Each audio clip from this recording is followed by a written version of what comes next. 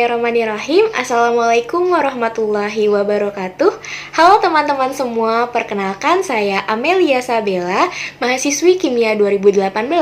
Di sini saya akan menceritakan sedikit dan berbagi kisah mengenai etika kehidupan kampus. Sebelumnya saya ucapkan selamat bergabung dan selamat atas keberhasilannya menjadi mahasiswa dan mahasiswi Kimia 2021. Etika. Apa sih etika itu? Etika merupakan nilai-nilai normatif atau pola perilaku seseorang atau badan atau lembaga organisasi sebagai suatu kelaziman yang dapat diterima umum dalam interaksi dengan lingkungannya. Dari mana sih kita harus memulai etika tersebut? Segala sesuatu pasti dimulai dari diri sendiri. Begitu pula dengan etika, setiap manusia ataupun setiap individu pastinya memiliki etika yang berbeda-beda. Hal ini dipengaruhi oleh beberapa faktor, sehingga membentuk etika suatu individu, di mana faktor-faktor tersebut dapat dipengaruhi dari pengaruh keluarga, faktor situasional, nilai, moral, dan agama, lalu ada faktor pengalaman dan juga faktor dari pengaruh teman. Lalu, apa ya urgensi dari etika? Oke teman-teman, urgensi dari etika yang pertama dapat membantu pendirian kita dalam berbagai macam pandangan dan moral untuk menentukan suatu keputusan. Yang kedua, dapat membedakan mana yang diperbolehkan ataupun tidak diperbolehkan untuk dirubah. Yang ketiga, dapat menyelesaikan banyak masalah moralitas ataupun suatu masalah sosial lainnya yang membingungkan dalam masyarakat dengan suatu pemikiran yang lebih sistematis dan juga kritis. Yang ketiga, dapat memakai nalar sebagai dasar acuan, bukan dengan menggunakan perasaan yang dapat bisa merugikan banyak orang, yaitu dengan berpikir serta bekerja secara sistematis, baik langkah demi langkah. Dan yang terakhir, urgensinya yaitu mengetahui suatu masalah sampai dengan akar permasalahannya, tidak karena ingin hanya sekedar tahu, tetapi juga memperdulikan permasalahan tersebut sehingga dihasilkanlah suatu solusi. Nah, teman-teman, setelah kita tahu pengertian etika, lalu ada urgensinya, di sini kita coba terapin ya teman-teman dalam kehidupan kampus. Yang pertama yaitu etika ketika menghubungi dosen ataupun karyawan. Jadi, perlu diperhatikan nih teman-teman, jangan sampai kita sudah menjadi mahasiswa tetapi tidak mempunyai etika. Jadi, perlu diperhatikan ya. Yang pertama, perhatikan kapan waktu kita menghubungi dosen. Contohnya, hindari menghubungi di atas pukul 9 malam atau pada saat waktu beribadah maupun beristirahat. Yang kedua, tuliskan dengan singkat, padat, dan jelas. Yang ketiga, diawali dengan ucapan salam atau sapaan. Yang keempat, gunakan bahasa yang umum dan mudah dimengerti, lalu tanda baca yang baik dan benar, serta dalam konteks yang formal. Dan kemudian diakhiri dengan ucapan terima kasih atau salam sebagai penutup. Nah, teman-teman, perlu diingat nih bahwa di awal percakapan kita wajib menyampaikan identitas kita berasal dari mana, keperluannya apa, dan juga jangan menghubungi dosen di hari weekend karena dapat mengganggu ya teman-teman. Jadi kirimlah pesan pada saat jam kerja dan hari biasa. Lalu bagaimana ya cara menghubungi kakak tingkat atau teman sebaya? Nah, walaupun kita udah dekat dengan teman sebaya ataupun kakak tingkat, perlu diingat ya, kita harus menggunakan etika juga.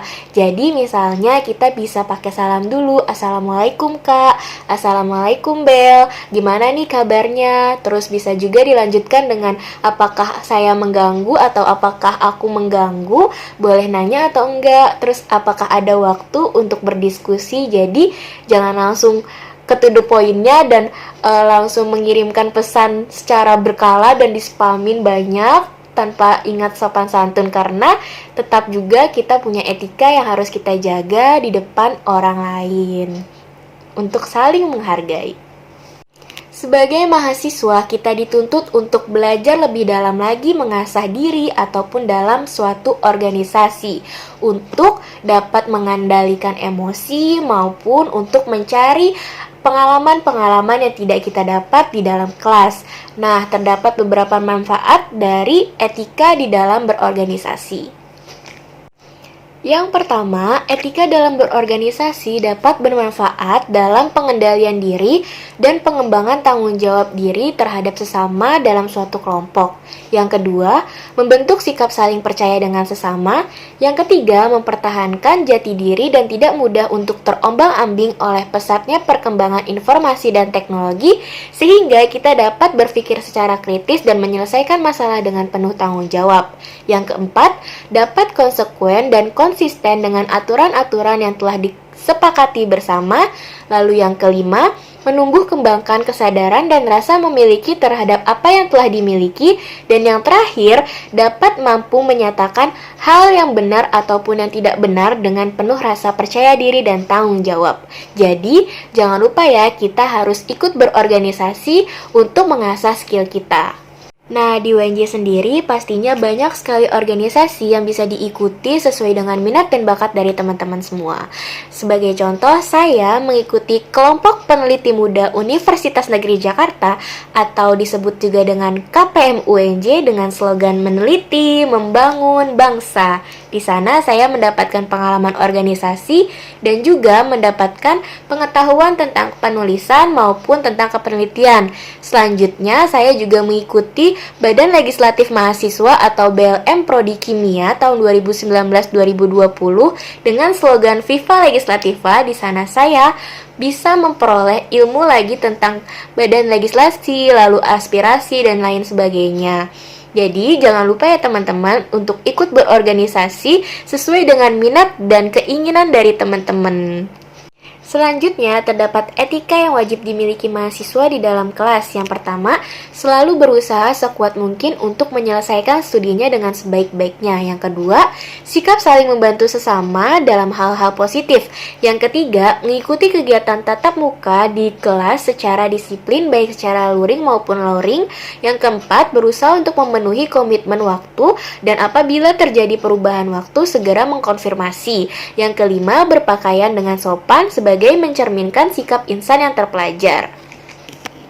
Selain itu, mahasiswa juga wajib menggunakan pakaian yang sesuai, yang mana bersifat formal maupun semi-formal. Kemudian, senantiasa menjaga kesantunan dan sikap saling menghormati kepada tenaga pendidik, karyawan, dan sesama mahasiswa. Dan yang terakhir, menggunakan bahasa pergaulan yang mencerminkan sikap saling menghargai. Bahasa pergaulannya ini disesuaikan dengan lawan bicaranya ya teman-teman. Seperti dalam kata-kata bijak berikut ini, yang pertama, orang yang tak beretika adalah yang tidak mengetahui bahwa di atas ilmu itu ada adab. Pendidikan setinggi apapun tidak akan mampu membeli sikap, sopan, santun, dan etika seseorang. Dan juga, pentingnya bekal akhlak seperti dalam hadis riwayat Tirmizi, di mana tidak ada pemberian ibu bapak yang paling mulia kepada anaknya daripada pendidikan akhlak mulia. Jadi, menegurlah jangan sampai menghina, mendidiklah jangan sampai memaki, meminta jangan sampai memaksa, dan memberi jangan sampailah mengungkit. Sekian dari saya. Wassalamualaikum warahmatullahi wabarakatuh. Terima kasih.